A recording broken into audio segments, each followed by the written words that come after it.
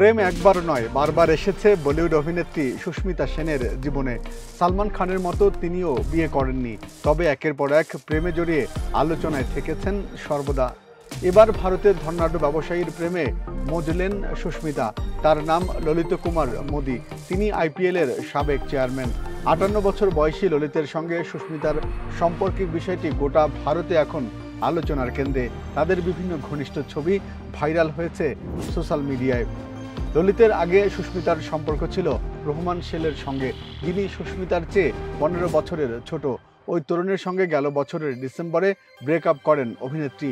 দুজনের সম্মতিতেই সম্পর্কের ইতি টানেন তারা।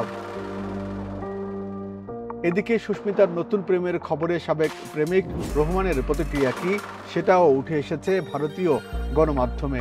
রোহমান বলেছেন, তাদের এখন সুখে থাকতে দিন, ভালোবাসা সবসময়ই সুন্দর। আমি শুধু এতটুকুই জানি, সে যখন কাউকে পছন্দ করেছে অবশ্যই তিনি তাকে পাওয়ার যোগ্য।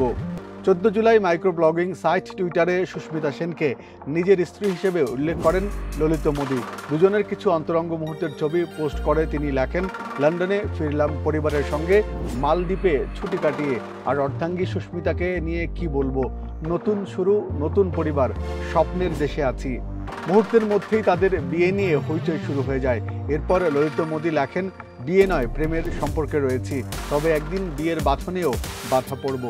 প্রসঙ্গত রোহমানের সঙ্গেও বসবাস করতেন সুস্মিতা। তাদের বাগদানের গুঞ্জনও শোনা গিয়েছিল, এমনকি তারা বিয়ে করবেন এমন পরিকল্পনাও ছিল, কিন্তু সবই ভেস্তে গেল বিচ্ছেদে।